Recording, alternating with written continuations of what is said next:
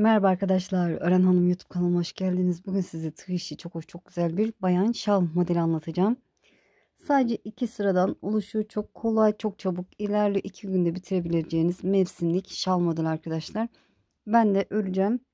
Ee, Şöyle arkadaşıma hediye olarak öreceğim. Şöyle bordo kırmızı simli bir ip kullanacağım. Bununla başladım büyük bir parçada dediğim gibi. Bunu tamamen bitireceğim. Elimde böyle kalan iplerim var. Bordo kırmızı, onları değerlendireceğim. 150 gram yeterli diye düşünüyorum. Tek renk kullanabilirsiniz benim gibi. Böyle batik iplerle de deneyebilirsiniz. Sizinle birlikte de bu ipi kullanacağım arkadaşlar. Alize Angora Gold kullanacağım. Bakacağız batik iple de nasıl duracak. Tığ olarak da 2 numara 2 milimetrelik tığla öreceğim. Dediğim gibi çok kolay, çok çabuk ilerliyor. Şöyle hazırsanız iplerimi kenara alayım. Evet, hadi bakalım başlayalım. Bismillahirrahmanirrahim. İlk önce 6 tane zincir çekelim. Elimizi hafif geniş tutalım. 2, 3, 4, 5, 6. İlk yaptığım zincire başına dolamadan batıyorum. 3 zincir çekiyorum. Dediğim gibi elimizi biraz geniş tutalım sıkıysa. Tığıma doladığım hemen bu oluşturduğum yuvanın içine bir dolayıp 2 defa da çektiğim trabzan yaptım. Baştaki zincirde trabzan olarak kabul ediyorum. O yüzden 2 zincir çekiyorum. Tığıma doladım. Aynı yuvaya yine bir dolayıp 2 defa da çektiğim 2 trabzan yapıyorum. Arada 2 zincir, tığıma doladım. Aynı yuvaya 2 trabzan daha yapıyorum. 1, 2. 2 zincir doladım. Aynı yuvaya 2 trabzan daha yapıyorum. Evet, ilk sıramı tamamladım, başlangıç sırasını. Şöyle zincir yuvalarım 1, 2, 3 tane oldu gördüğünüz gibi. Evet, şimdi 5 tane zincir çekiyorum dönüş için. 1, 2, 3, 4, 5 ve çevirdim. Tığımı doladım. Hemen ilk zincir yuvasına 3 tane trabzan yapıyorum. Bir dolayıp 2 defa da çektiğimiz trabzanlar yapıyoruz. 2 oldu. 3. 2 zincir çekiyorum. Tığımı doladım. Aynı yuvaya 3 trabzan daha yapıyorum. 1, 2, 3. Diğerine geçişte 3 zincir çekiyorum. Tığıma doladım. Sıradaki zincir yuvasına 3 trabzan. 1, 2, 3. 2 zincir çekiyorum. Tığıma doladım. Aynı yuvaya 3 trabzan. 2, 3. 3 zincir çekiyorum. Diğerine geçiş için tığıma doladım. Sıradaki zincir yuvasına 3 trabzan. 1, 2, evet, üçüncü trabzanı yapıyorum. 2 zincir, aynı yuvaya 3 trabzan daha yapıyorum. 1, 2, 3. Evet, tamamladık. Sıranın sonunda 2 zincir çekiyorum. Tığıma doladım. Şöyle köşedeki zincirin tepesine bir dolayıp 2 defa da çektiğim trabzan. Biraz boyunu uzun tutuyorum. Köşe olduğu için. Dönüş için 5 zincir çekiyorum. 2, 3, 4, 5. Şöyle göstereyim bakın. Sıramızı tamamladık.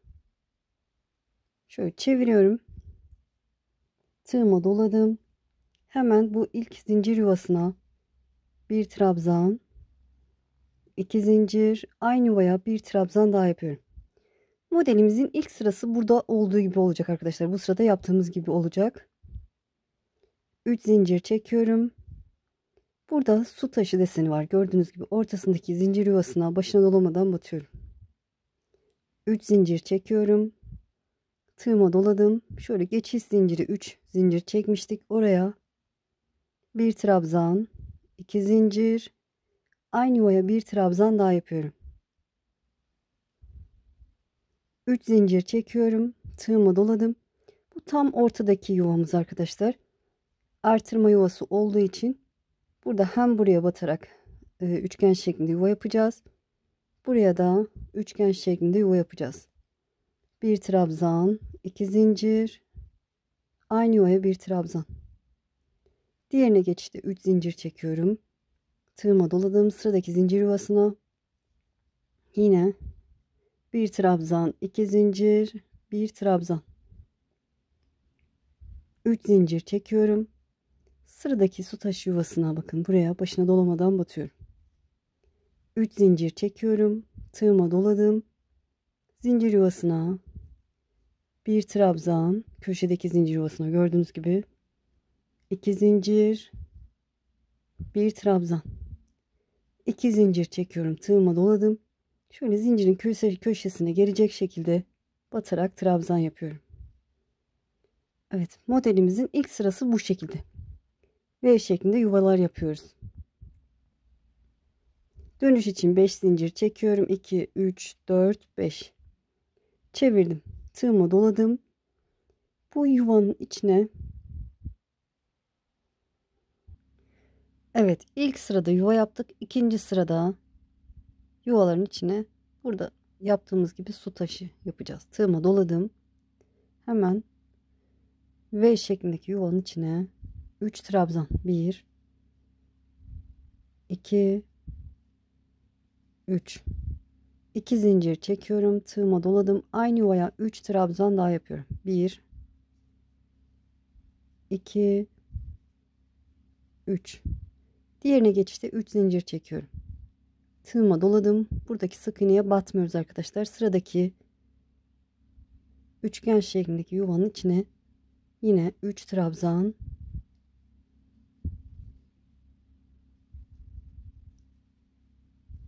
2 zincir, aynı yuvaya 3 trabzan daha yapıyorum.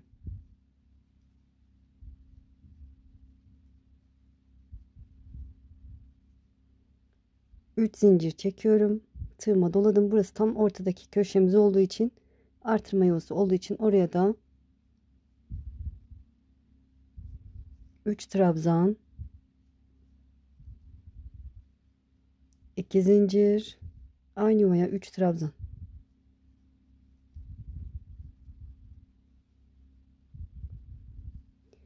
Diğerine geçişte 3 zincir çekiyorum. Tığıma doladım. Yine üçgen şeklindeki yuvamın içine 3 trabzan, 2 zincir, aynı yuvaya 3 trabzan.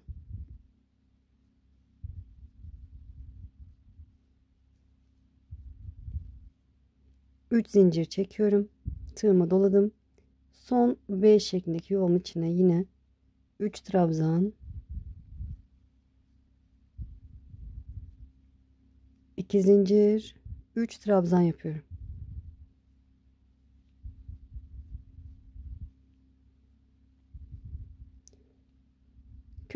Köşede de, yani sıranın sonunda da 2 zincir çekiyorum.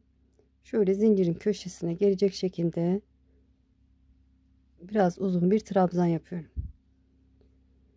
Evet, desenin ilk sırası burada olduğu gibi ikinci sırası da bu şekilde olacak. Sadece bakın ortada, aslında bu yuvaların içinde diğerlerinde sık iğne yapıyoruz. Sadece ortada yuva yapıyoruz arkadaşlar. Ortası bu şekilde.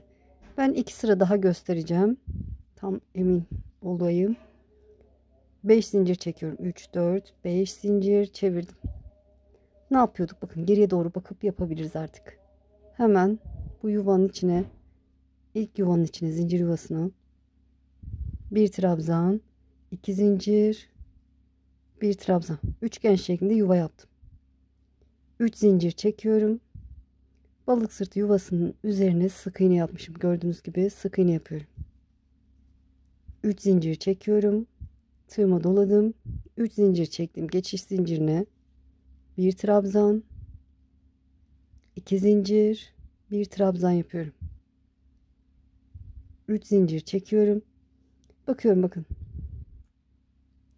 Şöyle buradaki balık sırtının ortasına, yuvasına sık iğne yapıyorum. 3 zincir çekiyorum. Tığıma doladım. Buradaki geçiş zincirine tam ortanın bir öncesi V şeklinde yuva yapıyorum. 2 zincir, bir trabzan. 3 zincir çekiyorum. Tığıma doladım. Tam ortadaki balık sırtı yuvası olduğu için buraya sık iğne değil, V şeklinde yuva yapıyorum. Bir trabzan, 2 zincir, bir trabzan. 3 zincir çekiyorum. Tığıma doladım. Sıradaki geçiş yuvasına yine yuva yapıyorum. Bir trabzan, 2 zincir, bir trabzan. 3 zincir çekiyorum. Diğerlerini ne yapıyoruz? Başına dolmadan batıyoruz. 3 zincir, tığıma doladım, geçiş yuvasına V şeklinde yuva yapıyorum. 2 zincir, bir trabzan. 3 zincir çekiyorum. Balık sırtı yuvasına başına dolamadan batıyorum. 3 zincir, tığıma doladım, köşeye bir trabzan, 2 zincir, bir trabzan. Kenarda da 2 zincir çekiyorum, tığıma doladım. Şöyle zincirin köşesine gelecek şekilde trabzan yapıyorum.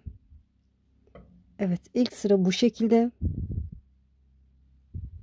oluşuyor. İkinci sırada da yine dönüşte 5 zincir çekiyoruz. Çeviriyoruz. Tığıma doladım. V şeklindeki yuvaların içine ne yapıyorduk? 3 trabzan,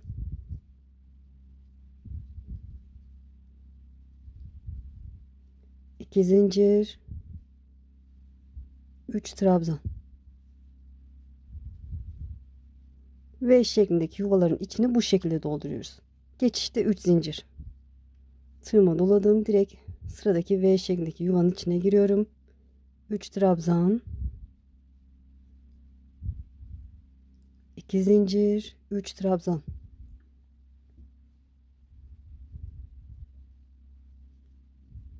Diğerine geçişte 3 zincir doluyorum. Sıradaki V şeklindeki yuvanın içine giriyorum. Evet, bu kadar kolay arkadaşlar. Şöyle 3 trabzan, 2 zincir, 3 trabzan.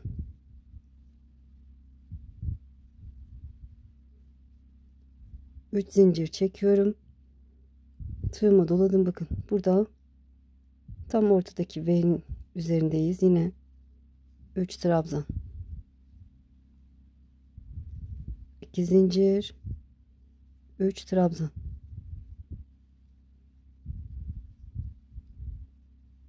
Takılırsanız şöyle 2 alta bakarsınız arkadaşlar. Şöyle şurada ne yaptıysak aynı işlemi yaparsınız.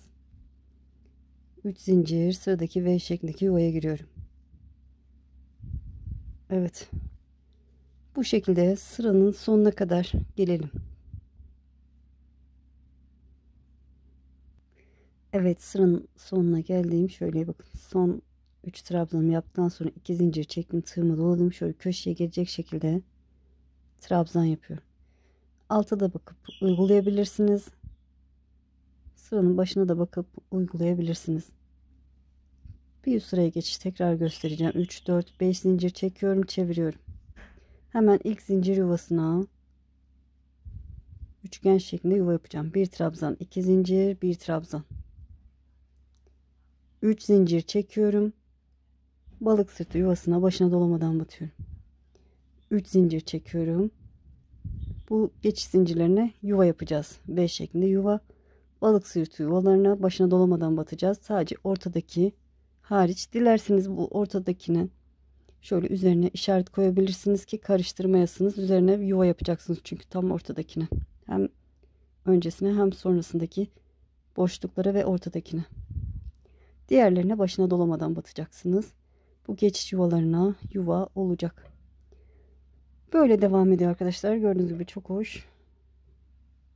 Kolay, çabuk ilerleyen bir model. Ben size kenarını diğerinden göstereceğim arkadaşlar. Onu alayım. Evet, gördüğünüz gibi bordo kırmızıyla ördüm. Şöyle bayağı bir büyük ördüm çünkü tamamlamak istiyorum. Kenarını en son yeterli boyuta geldikten sonra nasıl yapacaksınız onu göstereceğim. Buradan da bakın son olarak yuvaları yaptım. V şeklinde, üçgen şeklinde yuvaları yaptım. Şöyle bakın, köşeden sonra tığıma bir zincir çekiyorum. Tığıma doladım. Üçgen şeklindeki yuvanın içine girip bir trabzan yapıyorum. Bir dolayıp iki defa da çektiğim trabzanlar yapıyorum. 3 4 5 6 tane, hatta 7 tane trabzan yapalım arkadaşlar.